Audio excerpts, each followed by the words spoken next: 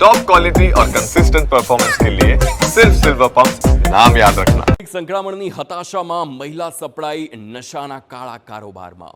જી હા, આ વાત અમદાવાદની છે, છારાનગરની, જ્યાં ગાંજાના જથ્થા સાથે નિશા સાબરિયા નામની મહિલા ઝડપાઈ છે, જેની પૂછપરછ અન્ય મહિલા પેડલર રૂકસાનાનું પણ નામ ખુલ્યું છે અને ચોંકાવનારી વિગતો સામે આવી છે।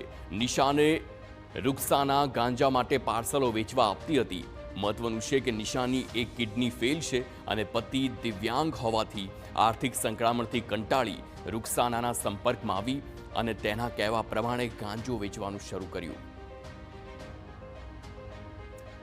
તો રૂકસાનાએ આરોપી નિશાને મકાન પણ ભાડે અપાવ્યું હતું, જેમાં રોજ ગાંજાનો જથ્થો આપી જતી હતી। બાદમાં નિશા દ્વારા તે ગાંજાની નાની નાની પડીકીઓ બનાવી છૂટક વેચાણ કરતી હતી। એ વેચાણનું 20% કમિશન પણ મળતું હતું। પોલીસે નિશાના ઘરમાંથી 60,000થી વધુની કિંમતનો 6.5 કિલો ગાંજાનો જથ્થો કબજે કર્યો અને રૂકસાનાની શોધખોળ પણ શરૂ કરી છે।